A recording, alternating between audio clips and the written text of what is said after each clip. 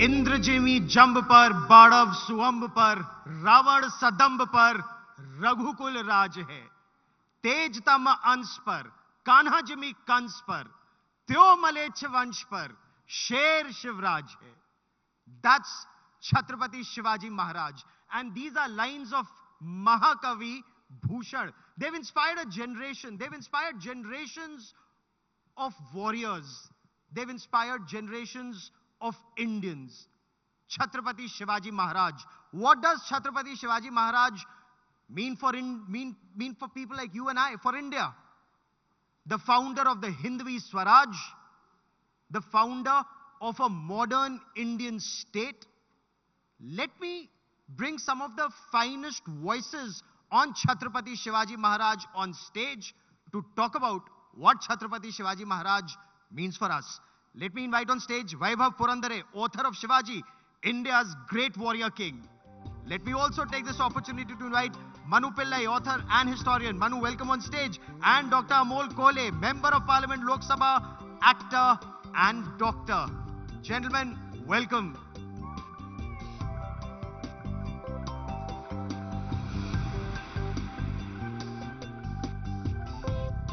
When we talk about Chhatrapati Shivaji Maharaj and Vaibhav, let me begin by asking you, Chhatrapati Shivaji, the first image that comes to your mind, the founder of a modern Indian state, the founder of a modern Indian navy?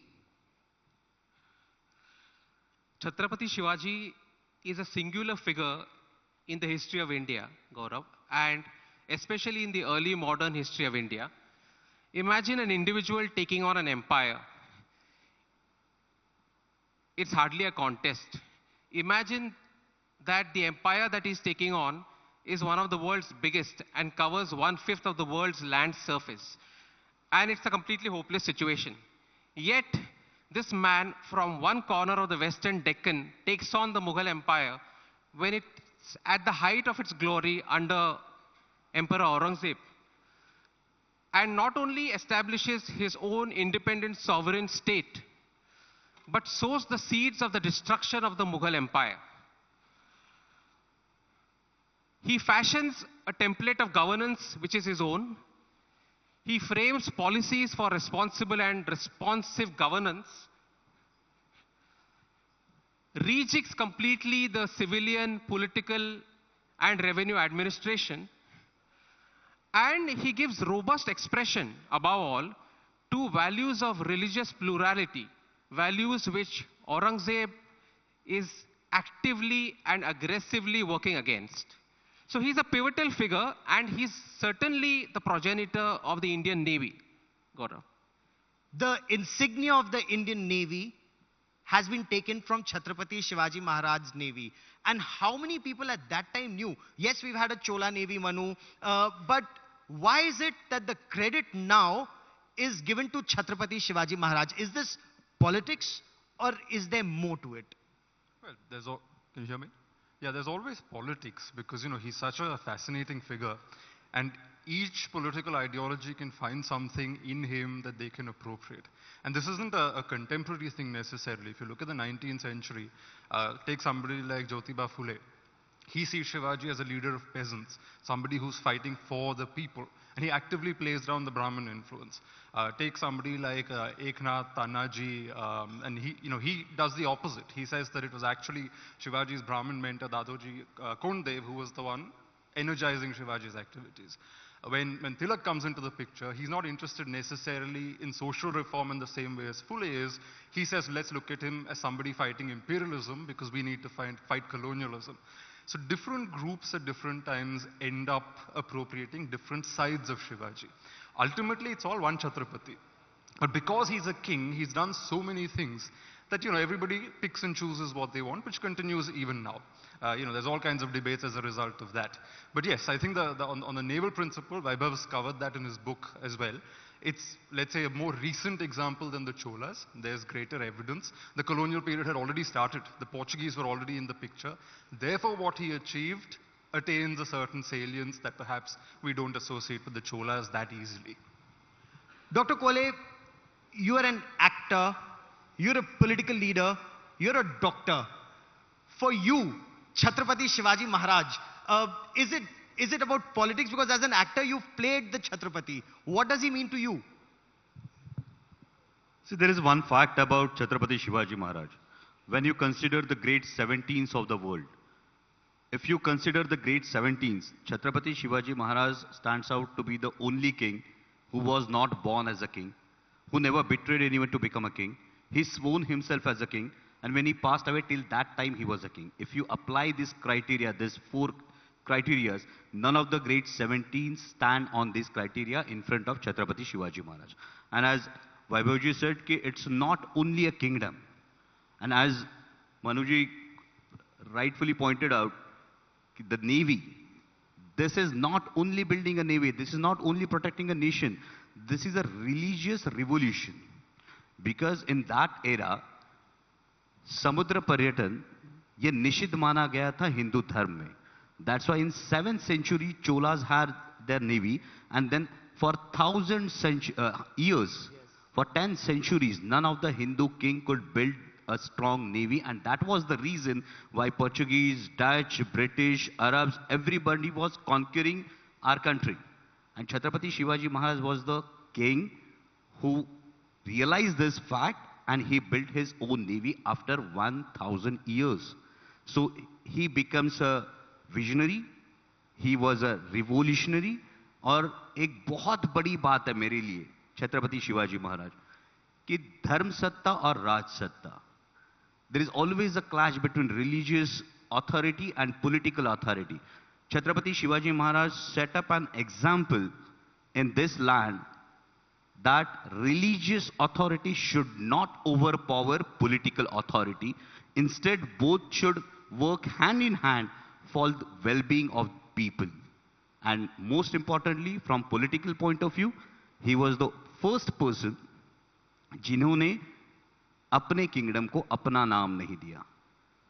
It was रयतेच राज्य. It was not Chhatrapati Shivaji Maharaj's empire. It was not Bhosla empire. It was not Maratha empire. It was Swaraj. It was रयतेच Raj. So I feel the foundation of democracy can be seen in Chhatrapati Shivaji Maharaj's Swaraj. You know, when you talk about Chhatrapati Shivaji Maharaj, was he way ahead of his times? Of course, the founder of a Hindvi Swaraj, a Hindu kingdom at a time when Aurangzeb or his part, the Mughal Empire, was at its peak. But at the same time, when we talk about Chhatrapati Shivaji Maharaj setting up a navy from scratch, 50 warships, but hundreds of trade ships apparently, am I right? Yeah, close to 700 trading vessels that he had. Now, it's astonishing. There's been a lot of comparison between the Chola Navy and Shivaji's Navy. Now, there's a difference here. There's a significant difference, and there's a reason that Chhatrapati Shivaji stands out in this respect. Now, the Cholas were undoubtedly great. They were warriors, they were conquerors, they were kings. They went all the way to Southeast Asia. But after the Chola Empire disintegrates in the 1250s, for 500 years, like Dr. Kolhe pointed out, neither the Mughal Empire, nor the Bahmani kingdoms, nor the Nizam Shahi, nor the Adil Shahi, nor the Qutub Shahi, nobody in this land recognizes the significance of the coastline in terms of both defense and trade. Chhatrapati Shivaji is alone among his contemporaries to recognize that significance. And astonishingly, when he starts his political career, India's vast coastline is dominated by 4 foreign powers. The British, the Portuguese who've come and started ruling Goa from 1510 onwards, the French and the Dutch. And there are the African Siddhis as well. And not a single Indian ruler has thought of building a navy. And at the age of 28 and 29, he starts building his navy from scratch. He's got absolutely no technology to build a navy. So he borrows technology from the British and from the Portuguese. And there are letters from the Mughal emperor to the British officials in Western India saying, your people are building Shivaji's navy. Are you cooperating or collaborating with Shivaji? And they are saying, no, no. And it's all there in the records that, no, but he's paying up engineers. He's taking away our engineers and taking the help of the technology they have to build his own navy. This activity of his begins in 1659, 58-59 in Kalyan, Bhiwandi, Thane district along the western coastal belt.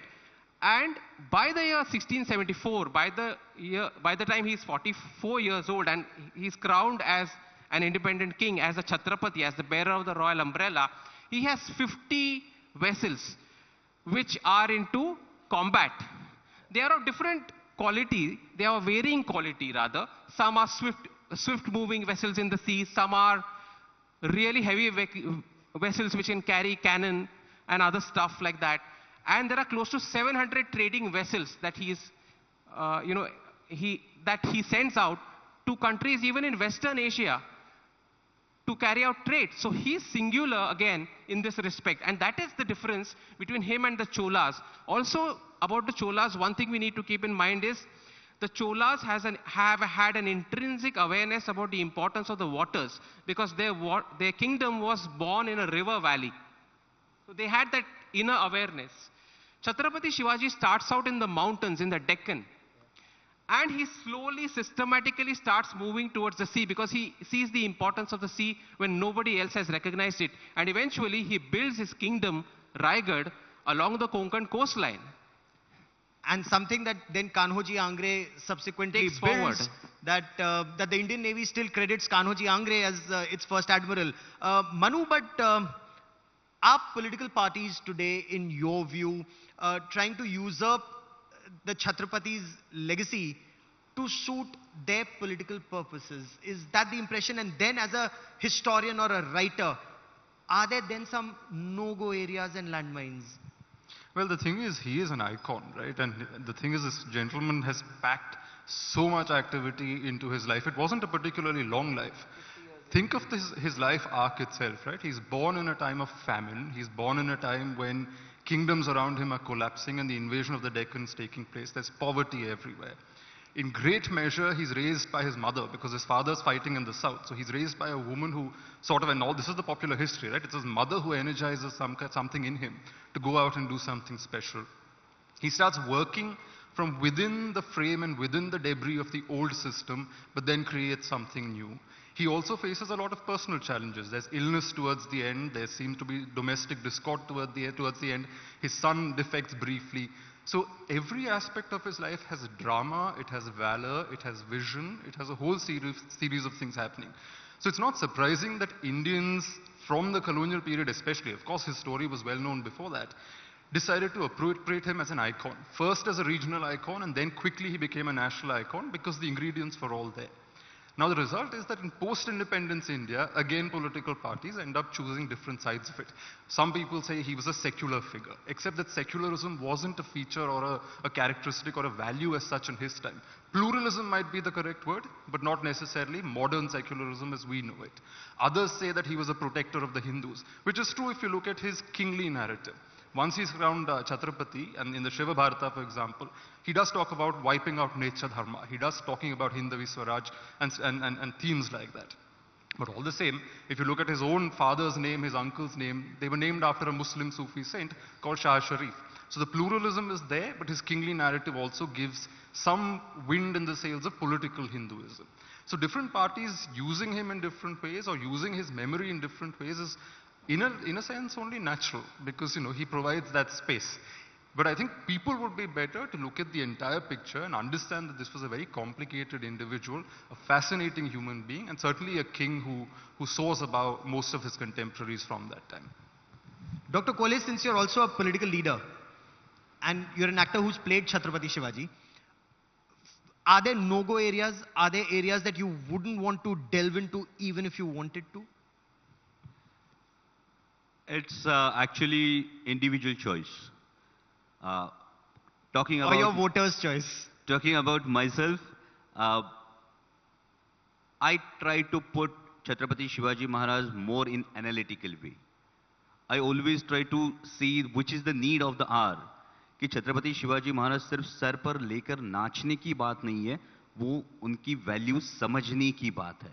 For political things, या when you hail Chhatrapati Shivaji महाराज, जब आप जय शिवराय बोलते हो, जब आप छत्रपति शिवाजी महाराज की जय बोलते हो, तो along with that जय जयकार, some responsibility also comes to you. There are many kingdoms which might be bigger than Chhatrapati Shivaji Maharaj, which might be wealthier than Chhatrapati Shivaji Maharaj. But if we try to understand why still Chhatrapati Shivaji Maharaj is national icon or is dear to us, is our pride, I find that the moral values, the strong moral ground Chhatrapati Shivaji Maharaj Swaraj had, that is the reason. And yes, for any political party, before hailing Chhatrapati Shivaji Maharaj, they have to introspect about that moral ground. For personally, as you say, Chhatrapati Shivaji Maharaj is an ideal example of जिसे हम आसक्ति और विरक्ति कहते हैं. So इतना बड़ा empire खड़ा करने के बाद भी he could say idam na mama, हे माझं नाही. It's up to everyone how he practices Chhatrapati Shivaji Maharaj in his own life. Like I'm an MP, I'm member of parliament. We are entitled to get 36 business class travels during parliament. I practice Chhatrapati Shivaji Maharaj in a manner that I haven't traveled by business class. I don't travel by business class. I don't avail that facility. Because this is a practice of asakti and virakti.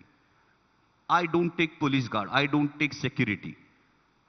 क्योंकि अगर रयतेचं राज्य, रयतेचं स्वराज्य, ये अगर आप मानते हो, तो why should be afraid of your own people? So this is, I feel, any political party or any political person can practice the values taught or laid down in this land by Chhatrapati Shivaji Maharaj as per his own vision. And there's so much that he did that that is not very well known, because some may want to see him as a, yes, he is the founder of the Hindvi Swaraj, he is a Hindu king, but how many people know that two of his admirals were actually Muslims, Ibrahim Khan Gardi, or there were others who were very close to him, and he always ensured, if I remember reading correctly, that the Quran must be respected, women must be respected. He made that very clear. Followed it. Yeah. Gaurav, I believe that Chhatrapati Shivaji was out to create essentially a Hindu polity. I agree with Manu that the word secularism does not really apply. It's a Hindu polity which is broadly inclusive in nature and does not discriminate between people of different faiths. And it's a deeply humanistic philosophy, you know, based on the teachings of the Bhakti saint poets of Maharashtra and of the Deccan. You look at his sense of pluralism, and Khafi Khan, one of his worst critics, who at one point in time calls him a hell dog, says in writing that Shivaji had given express instructions to his soldiers that if they found a copy of the Quran anywhere during their campaigns or when they were conquering a fort or any place, they had to treat it with the highest respect and return it to its rightful owner. Similarly, if women were captured or children were captured, they had to be returned home with the respect they deserved. One of the earliest decisions he takes in his life when he's looking after his father's Jagir in Pune at the age of 16 is against the entrenched vested interests. There is a police patil, a guy who's head of the administrative and revenue jurisdiction of the village, and he carries out a sexual assault against an ordinary woman villager. And one of Shivaji's earliest letters and orders is about that woman, saying that first he verifies whether the complaint is correct or not. Once he is convinced that it's correct, he gives him capital punishment. Now, we are not in the era of capital punishment, but this is what he does at the age of 16. And that sends out a message right across the region that this man is actually taking on the entrenched interests. He's taking on vested interests. He's taking on people who have hereditary grants of rights, the watandars, the zamindars, and all these people. And that is how ordinary faceless people come to demonstrate so much loyalty for him that they're willing to lay down their lives for him. But in today's day and age, Manu, some aspects about the Chhatrapati, because of politics, does it become a landmine to write or not to write about it? You know, whether he's seen as a Gau Brahman Pratipalak, or he's seen as someone who's coronation led to an issue being raised at that point of time. When it was written about in books, it had to be removed from those books. You know, there's the famous James Lane episode, for example, which I think boils down to one sentence in his book, which was controversial. Now, you take that sentence, I'm not going to talk about it, but it was a lewd remark about his parents. And the thing is, you zoom out and you see that lots of historical figures in India, there are similar stories that people have concocted about them. And you realize that, hold on, this is just a way to, in a sense, dilute the value of the person. And some groups within Indian society have also tried this. From Adi Shankaracharya onwards to Mahatma Ayankali in Kerala, you have similar stories. So then, you know, even talking about that upsets people, and that the archives in Pune, the Bhandarkar Institute was attacked and so on, which was unfortunate because, you know, they had nothing to do with it. Then there's the fact that sometimes we are not comfortable talking about the historical evolution of the icon. The icon did not come fully ready-made to us in the 20th century. Some people looked at it, picked out certain things and then celebrated that. You know, for example, in the 1880s, it was found that Chhatrapati's Samadhi in Raigad was in a state of complete disrepair. And I think it was Ranade who first made the effort to try and get something done. And the Bombay government allotted 4 rupees. 10 years later, Tilak takes it over and he has this huge newspaper campaign and people donate 15,000 rupees altogether, ordinary people. But the Maratha princes of the time actually don't donate large sums of money, including the Chhatrapati's own descendant.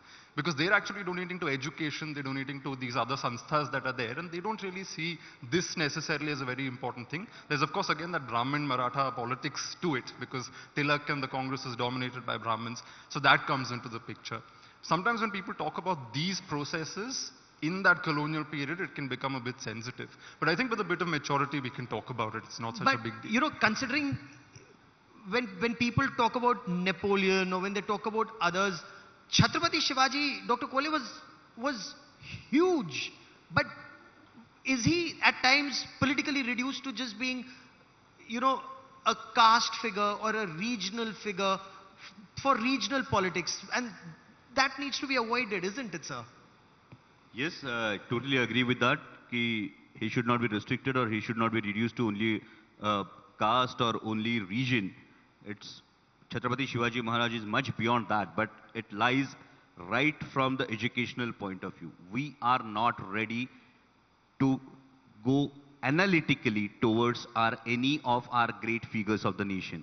So similarly, if you apply like management principles to Chhatrapati Shivaji Maharaj stands out very tall with SWOT analysis, with leadership skills, everything. If you apply social engineering principles to Chhatrapati Shivaji Maharaj Ashtapradhan Mandal, the ministry, is an ideal example of social engineering in that era. The people from different castes, according to their gene pool specialities, were collected together and they were motivated towards a very larger goal. So these things are deficient in REA, but we look at history as only pride. We don't look at history as an analytical view. तो एक बहुत simple बात होती है कि Chhatrapati Shivaji Maharaj, when Chhatrapati Shivaji Maharaj was born, is our first question to answer in our schools. Our schools don't teach ki what values of Chhatrapati Shivaji Maharaj you should inculcate in your life. हमारी value, हमारा ये आता है Chhatrapati Shivaji Maharaj के गुरु कौन थे, और इस पे हम लोग लड़ना शुरू करते हैं, लेकिन हम लोग ये वैल्यू नहीं बताना चाहते कि Chhatrapati Shivaji Maharaj is an ideal example of adaptation to nature, adaptation to society, adaptation to the social needs. और ये values अगर सामने आए तो definitely it's not only political thing, it's our mindset of every Indian, not just to adore but to analyze and inculcate. Absolutely. And आपने अष्टप्रधान मंडली का जिक्र किया. That was an era, Vaibhav, when everyone was talking about Persian names and Persian seals to sound really big. Didn't Chhatrapati make that big switch? We are talking about decolonization in 2022. Chhatrapati Shivaji did it in his times with a Sanskrit seal and a Sanskrit name. That's remarkable because the royal insignia of Chhatrapati Shivaji's father and his mother was in Persian. The insignias of all the Hindu Rajas of the south at the time, those who still existed in the Persianate age, we can correctly call it the Persianate age, were in Persian. And those Rajas also used to call themselves the Sultans after the Sultanates. But Chhatrapati Shivaji, again at the age of 16, brings out his own insignia, which is not in Persian, unlike his parents' insignia. It's in Sanskrit. Then, at the time of his coronation in 1674, when he forms his Ashtapradhan or Council of Ministers, he tells his officials to create an altogether new dictionary which will replace the Persian terms with Sanskrit words for names of ministers, for titles and designations given to officials, and all of that. Remarkably, one of his big lieutenants, Netaji Palkar, defects and goes to Aurangzeb.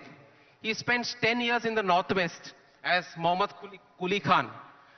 And he comes back to Shivaji, disappointed with Aurangzeb's reign, his repression of Hindus, and all of that. And Shivaji reconverts him to the Hindu faith.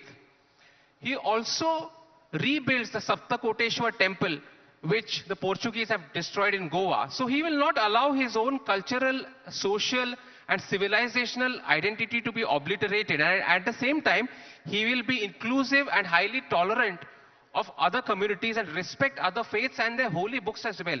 During his raid of Surat, his first raid of Surat, he actually gives instructions to his soldiers not to touch the church of the French missionaries there. And he asks his soldiers to protect that church because he believes those people are doing good work there.